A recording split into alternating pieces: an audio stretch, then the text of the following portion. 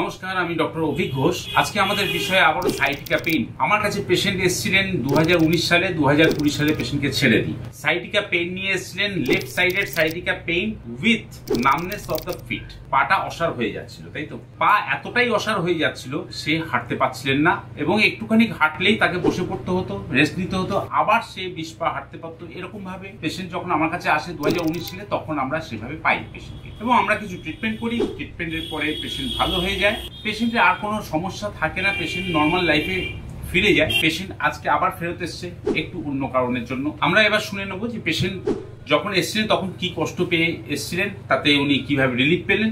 আপনি একটু বলুন, আপনি কি কষ্ট পেতেন? 2014 সালে অ্যাক্সিডেন্ট হয় আমারটা। অ্যাক্সিডেন্টের পরে আমি একেবারেই খরাবড়া হয়ে যাই, অচল হয়ে যাই। কিছু অ্যালোপ্যাথি চিকিৎসা করার পরে কোনো রকম নিজের চলাফেরাটা করতে পারি। এরপরে আমি মোটে হাঁটতেই পারতাম না।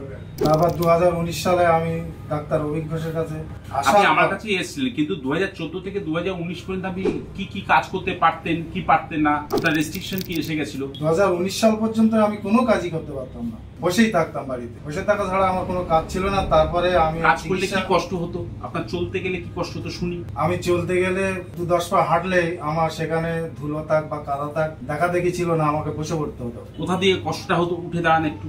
আমার এই বাম সাইডই, এখান থেকে যন্ত্রণাটা আবার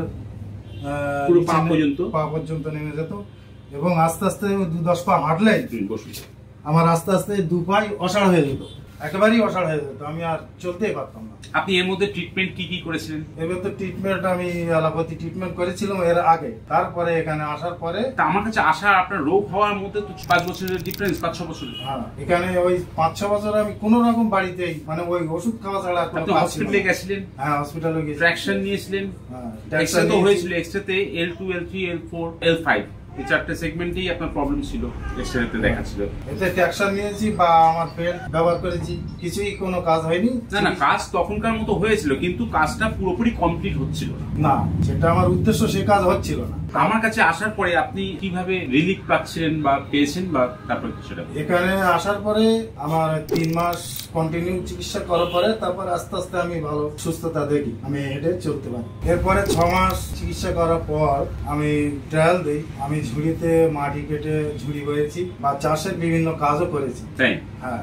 বাহ, ভেরি গুড। তার মানে একটা কেস যেটা সাইটিকা পেইন নিয়ে উনি 5-6 বছর ভোগার পরেও পেশেন্ট কিন্তু হোমিওপ্যাথিতে এসছে এবং পেশেন্ট হোমিওপ্যাথিতে 3 মাসের মধ্যে অনেকটা ভালো হয়। আর 6 মাস ধরে আমরা আরো ওষুধ খাওয়াই। সেই ওষুধ খাওয়ানোর পরে পেশেন্ট বলছে আমি মাথায় ঝুড়িতে মাটি নিয়ে মাটি বয়েছি। মানে এতটাই স্ট্রেংথ পেশেন্ট নিতে পেরেছে, কোমরের উপরে এতটাই স্ট্রেংথ সে দিতে পেরেছে।